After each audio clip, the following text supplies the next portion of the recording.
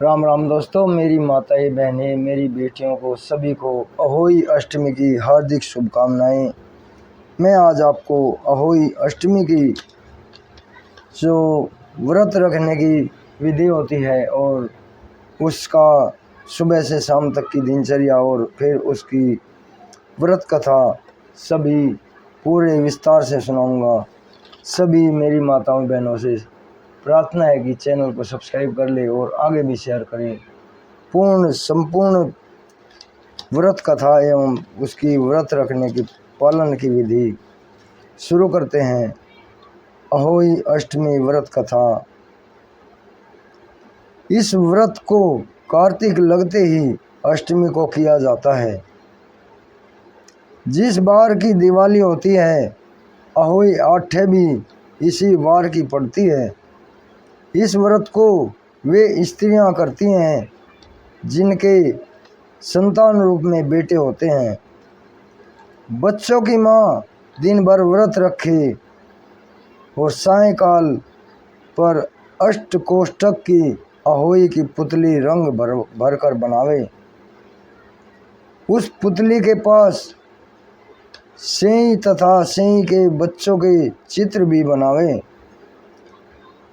या अहोई अष्टमी का बड़ा चित्र छपा हुआ पोस्टर मंगवा कर दीवार पर लगा दे तथा उसका पूजन कर सूर्यास्त के बाद अर्थात तारे निकलने पर अहोई माता की पूजा करने से पहले पृथ्वी को पवित्र करके चौक पूर कर एक लोटे में जल भरकर एक पटले पर कलश की भांति रखकर पूजा करें।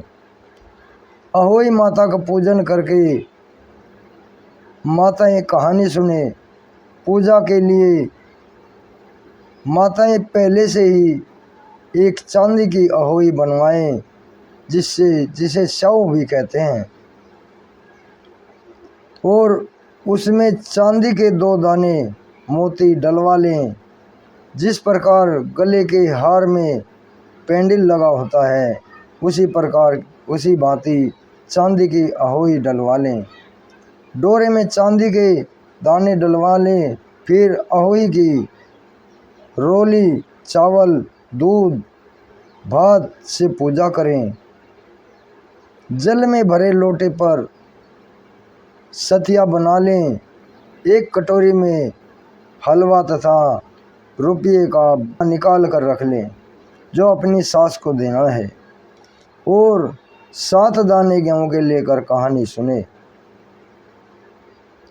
कहानी सुनते समय अहोई शाहू की माला गले में पहन ले।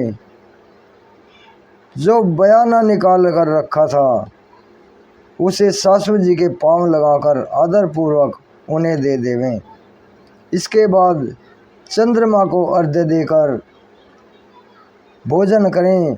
इस व्रत के प्रभाव से अहोई नाम की देवी प्रसन्न होगी और आपकी संतानें, आपके बेटे सदा दीर्घायु होंगे।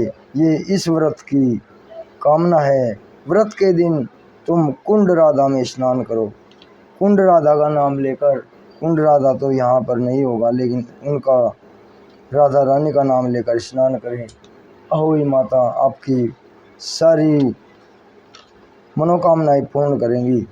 तो अब इसकी व्रत कथा सुनते हैं। अहोई अष्टमी व्रत कथा। एक साहूकार था जिसके 7 बेटे और 7 बहुएं थी। दिवाली से पहले कार्तिक अष्टमी को सातों बहुएं अपनी इकलौती नंद के साथ जंगल में जाकर खदान में मिट्टी खोद रही थी। वहाँ शाहू की मांद थी। मिट्टी खोदते समय ननद के हाथ से शाहू का बच्चा मर गया। इससे शाहू माता बहुत नाराज हो गई और बोली, तेरी कोख बांधूंगी। तब ननद अपने 7 भाभियों से बोली, तुम में से कोई अपनी कोख बंधवा लो। सभी भाभियों ने अपनी कोख बंधवाने से इनकार कर दिया, परंतु छोटी भाभी सोचने लगी कि अगर मैंने अपनी कोख नहीं बंधवाई तो सासू जी नाराज होंगी। यह सोचकर ननंद के बदले में छोटी भाभी ने अपनी कोख बंधवा ली। अब इसके बाद उसको जो बच्चा होता वह 7 दिन का होकर मर जाता। एक दिन पंडित जी को बुलाकर पूछा, मेरी संतान 7वें दिन क्यों मर जाती हैं? तब पंडित ने कहा, तुम सुरही गाय की सेवा करो। सुरही गाय साहू माता की भाईली है, वह तेरी कोख खुलवा देगी और तब तेरा बच्चा जिएगा। अब वह बहुत जल्दी उठकर चुपचाप सुरही गाय के नीचे साफ सफाई कर आती। सुरही गाय ने सोचा, रोज उठकर कौन मेरा इतना अनुसरण कर रहा है, कौन मेरी सेवा कर रहा है, सो आज देखूंगी। गौ माता खूब सवेरे उठी, देखती है कि साहूकार के बेटे की बहू उसके नीचे साफ सफाई कर रही है। गौ माता उससे बोली, क्या मांगती है? साहूकार की बहू बोली, साहू माता तुम्हारी भाईली है और उसने मेरी कोख बांध रखी है, सो मेरी कोख खुलवा दो। गौ माता ने कहा, अच्छा ठीक है।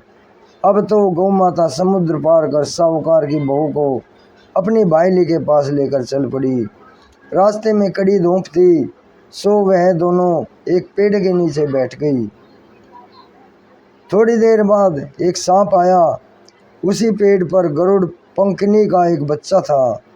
सांप उसको डसने लगा। तब साहूकार की बहू ने सांप मारकर डाल के नीचे दबा दिया और बच्चे को बचा लिया।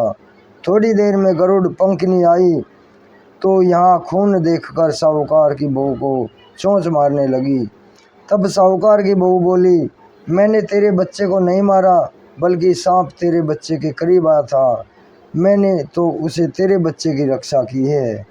मैंने तो उससे सांप से तेरे बच्चे की रक्षा की है। यह सुनकर गरुड़ पंखनी बोली, मांग तू क्या मांगती है? वह बोली, 7 समुंदर पार साहू माता रहती हैं, हमें तू उसके पास पहुंचा दे।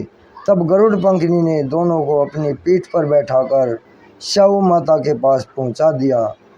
साहू माता उनको देखकर बोली, आ बहन, बहुत दिनों में आई है। फिर कहने लगी, बहन मेरे सिर में जुएं पड़ गई हैं। तब सुरही के कहने पर साहूकार की बहू ने उसकी सारी जुएं निकाल दी। इस पर साहू माता प्रसन्न हो गई और बोली, तूने मेरे सिर में से बहुत सारी सलाइयाँ घेरी हैं, इसलिए तेरे 7 बेटे होंगे और 7 बहू होंगी। वह बोली, मेरे तो एक भी बेटा नहीं है, 7 बेटे कहाँ से होंगे? साहू माता बोली, वचन दिया है तो सफल होगा। तब साहूकार की बहू बोली, मेरी कोख तो तुम्हारे पास बंद पड़ी है। यह सुनकर साहू माता बोली, तूने मुझे ठग लिया। जा, तेरे घर पर तुझे 7 बहुएं मिलेंगी, तू जाकर उजमन करियो। 7 अहुई बनाकर 7 कढ़ाई करो। और वह लौटकर घर आई तो वहाँ देखा कि 7 बेटे और 7 बहू बैठे हैं। वह खुश हो गई। उसने 7 अहुई बनाई और 7 उजमन किए और 7 कढ़ाई करी। शाम के समय जेठानियों ने आपस में कहने पर जेठानियाँ कहने लगी कि जल्दी जल्दी पूजा कर लो, कहीं छोटी बच्चों को याद करके ना रोने लगे। थोड़ी देर में उन्होंने अपने बच्चों से कहा कि अपनी चाची के घर जाकर देखाओ कि वह अभी तक रोई क्यों नहीं। बच्चों ने आकर कहा, चाची तो कुछ मान रही है, खूब उजमन हो रहा है। यह सुनते ही जेठानियाँ दौड़ी दौड़ी वहाँ आई और आकर कहने लगी कि तूने कोख कैसे खुलवाई? वह बोली, तुमने तो कोख बंधवाई नहीं थी, सो मैंने कोख बंधवा ली थी। अब साहू माता ने कृपा करके मेरी कोख खोल दी है। हे साहू माता, जिस प्रकार उस साहूकार की बहू की कोख खोली, उसी प्रकार हमारी भी कोख खोलना। एक कटोरी में गेहूँ के दाने या फिर हल्दी चावल लेकर कहानी सुने। मेरी सभी माताएं बहनें, मेरी बेटियों को साहू माता का आशीर्वाद जय अहोई माता। ओम अहोई माता की कथा के साथ गणेश जी की यह कथा भी जरूर पढ़ना चाहिए।